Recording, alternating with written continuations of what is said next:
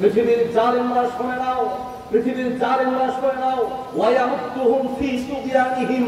আল্লাহ সুবহানাহু ওয়া তাআলা মাঝে মধ্যে জালেমদেরকে সুযোগ দেয়, ছাড় দেয়। তবে মনে রেখো, এই ছাড় আর সুযোগ আজীবনের জন্য নয়। আল্লাহ যখন ধরবে পৃথিবীর কেউ ঠেকাতে পারবে না, ঠিক কি না? আল্লাহ রাব্বুল আলামিন কোরআন মাজিদে পূর্ববর্তী কিছু জালেমদের ইতিহাস তুলে ধরেছেন। আপনারা জানেন, কোরআন মাজিদ কোন প্রকারের ইতিহাসের কোন গল্পের কোন বই নয়, গল্পের কোন কিতাব নয়। তবে মাঝে মাঝে কিছু কিছু ইতিহাস তুলে ধরেছেন কিয়ামত পর্যন্ত আগন্তুক মানুষদেরকে শিক্ষা দেওয়ার জন্য। ঠিক তেমনি ফিরআউনের ইতিহাস তুলে ধরেছেন। আপনারা জানেন, কোরআনের অসংখ্য আয়াতে এবং অসংখ্য পৃষ্ঠায় ফিরআউনের ইতিহাস, মূসা আলাইহিস সালামের ইতিহাস তুলে ধরেছেন। ফিরআউনের ইতিহাস তুলে ধরতে গিয়ে আল্লাহ তাআলা বলেছেন, ফালিয়াউমা নুনাজ্জিকা বিবাদানিক। ফিরআউনকে লক্ষ্য করে বলেছেন, তোমাকে আমি শক্তি বানিয়ে রেখে দিয়েছি, কিয়ামত পর্যন্ত আগন্তুক প্রত্যেকটা জালেম যেন তোমার থেকে শিক্ষা গ্রহণ করতে পারে। আপনারা জানেন, কোরআন মাজিদে ফিরআউনের যেই ফিরআউন শব্দ উল্লেখ করা হয়েছে, এই শব্দটা আসলে তার একটা উপাধি। তার নাম পাওয়া যায় মানিফতা অথবা মারনেফতা। এটা হচ্ছে ফিরআউনের অরিজিনাল নাম। ফিরআউন হচ্ছে তার উপাধি। এই উপাধি দিয়ে তাকে এখন পর্যন্ত আল্লাহ সুবহানাহু ওয়া তাআলা অক্ষত রেখে কিয়ামত পর্যন্ত আগন্তুক জালেমদেরকে শিক্ষা দিয়েছেন। পৃথিবীর জালেমরা শুনে নাও, পৃথিবীর জালেমরা শুনে নাও, ওয়ায়ামুদ্দুহুম ফি তুগয়ানিহিম। আল্লাহ সুবহানাহু ওয়া তাআলা মাঝে মধ্যে জালেমদেরকে সুযোগ দেয়, ছাড় দেয়। তবে মনে রেখো, এই ছাড় আর সুযোগ আজীবনের জন্য নয়। আল্লাহ যখন ধরবে পৃথিবীর কেউ ঠেকাতে পারবে না, ঠিক কি না? পৃথিবীর কেউ ঠেকাতে পারবে না, পৃথিবীর কেউ ঠেকাতে পারবে না, তার বাস্তবতা। আমরাও মাঝে মাঝে সেই ফিরআউনের ইতিহাস ভুলে যাই, সেই মূসা আলাইহিস সালামের ইতিহাস ভুলে যাই, সেই নমরুদের ইতিহাস ভুলে যাই, সেই ইব্রাহিমের ইতিহাস ভুলে যাই। হাফিজ হুজুর রাহিমাহুল্লাহ বলেছিলেন, শোনো, ইসলাম নামক বৃক্ষের গোড়ায় শুধুমাত্র পানি ঢাললে হবে না, প্রয়োজনে রক্ত ঢালতে হবে। ইসলামের ইতিহাস এটা কুস্তুমা কীর্ণ, এটা ফুল বিছানো সজ্জার ইতিহাস নয়।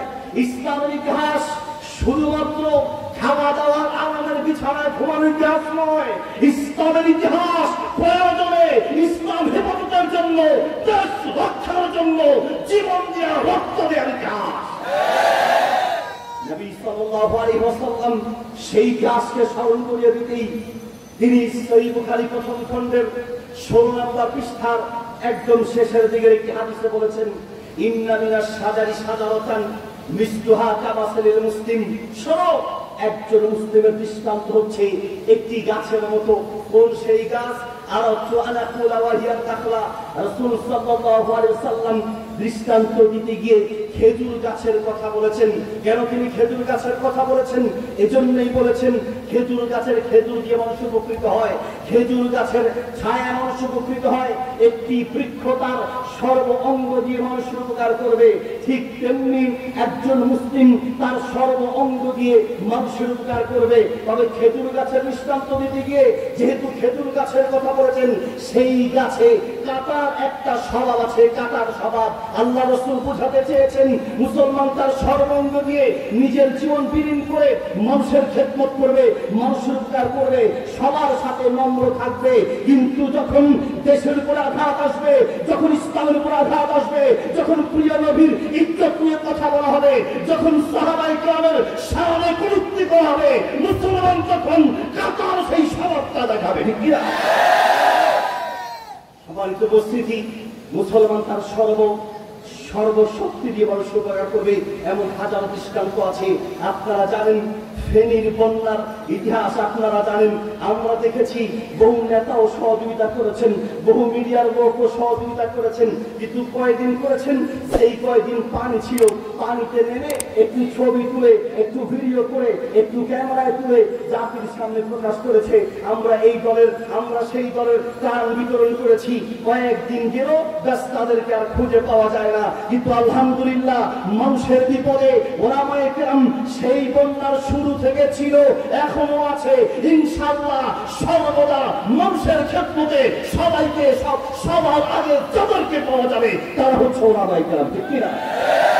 আমরা অবাক হয়ে যাই, বিগত বছরগুলোতে আপনারা দেখেছেন এক একটা মাহফিল, এক একটা ইসলামিক প্রোগ্রাম, এক একটা ইসলামিক সেমিনার করার জন্য মাশাআল্লাহ থানায় অনুমতির জন্য যেতে যেতে পায়ের জুতা পর্যন্ত ক্ষয়ে গিয়েছে। আমি বলতে চাই এই লক্ষ জনতার সামনে, লক্ষ মানুষের সামনে স্পষ্ট ভাষায় বলতে চাই, এই দেশ মুসলমানদের দেশ। এই দেশের স্বাধীনতার পিছনে যারা জীবন দিয়েছেন, সেই মুগ্ধ, সেই আবু সাইদ এবং 1971 সালে যারা জীবন দিয়েছেন তারা ইসলামপন্থী ছিলেন, মুসলমান ছিলেন। রক্তদেবী ইসলামপন্থীরা আর কলা খাবে তোমরা বামপন্থীরা, মুসলমান মেনে নিতে পারে না, ঠিক কিনা? ইসলামপন্থীরা যেমন জীবন দিয়ে এদেশকে স্বাধীন করেছে, এদেশের মাটিতে ওপেন স্বাধীনভাবে ওলামায়ে কেরাম ইসলামের কথা বলবে, ইসলামের কথা বলার জন্য কোন অনুমতির যেন প্রয়োজন দিতে না হয়, ঠিক কিনা? আল্লাহ সুবহানাহু ওয়া তাআলা আমাদেরকে তৌফিক দান করুন। জাযাকুমুল্লাহু খায়র, বারাকাল্লাহু ফিকুম, ওয়াসসালামু আলাইকুম ওয়া রাহমাতুল্লাহি ওয়া বারাকাতুহু।